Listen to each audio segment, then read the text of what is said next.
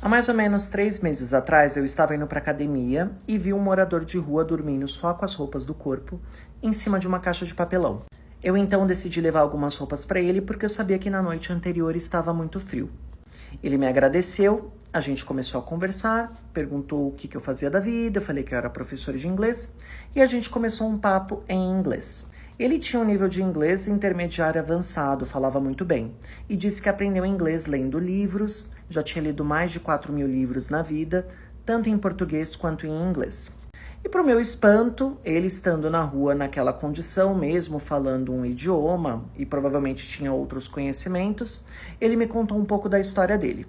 Esse morador de rua chama-se Cláudio, ele tem 60 anos, veio do Maranhão há mais ou menos 15 anos atrás para tentar uma vida diferente em São Paulo. Ele veio de uma tribo indígena que perdeu suas terras quando ele ainda era pequeno. Ele conseguiu se adaptar à vida na cidade do Maranhão, mas a família dele não. Ele achou que seria uma boa ideia vir morar em São Paulo, mas aí ele começou a ter muitas dificuldades. E como eu disse anteriormente, ser borderline e bipolar afetavam muito o convívio dele social. E ele me disse que o maior desafio da vida dele era poder controlar os próprios sentimentos para que ele pudesse conviver melhor em sociedade. Em um desses livros que ele leu, ele gostou muito de uma frase que dizia: "Vence aquele que vence a si mesmo." Ou seja, aquele que consegue controlar os próprios impulsos negativos, que não toma atitudes que vão ser prejudiciais consigo mesmo, é o grande vencedor na vida. E que no caso dele, ele não se sentia uma pessoa infeliz. Que apesar de morar na rua, ele sabia que ele tinha momentos bons também. E que ele focava na parte positiva da vida dele e não na negativa. Ele me disse que, por exemplo, eu tinha parado meu tempo para poder conversar com ele, trouxe roupas de frio e aquilo fez o dia dele ser melhor. E que aquela situação negativa que ele estava passando era momentânea, não ia ser para sempre.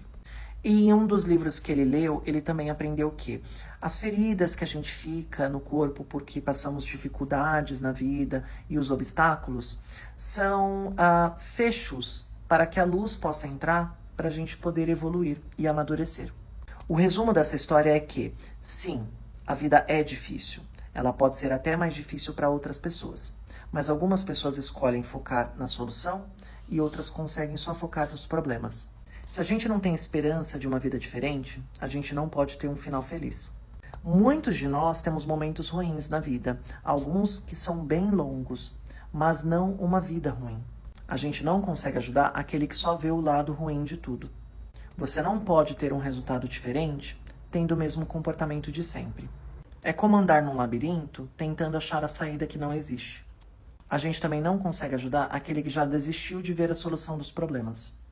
Então, quando eu falo para vocês fazerem a parte de vocês de estudar, se informar, é isso que pode fazer a sua vida também ser diferente. Pois como o Cláudio disse, vence aquele que vence a si mesmo. E às vezes, o seu maior inimigo é você mesmo.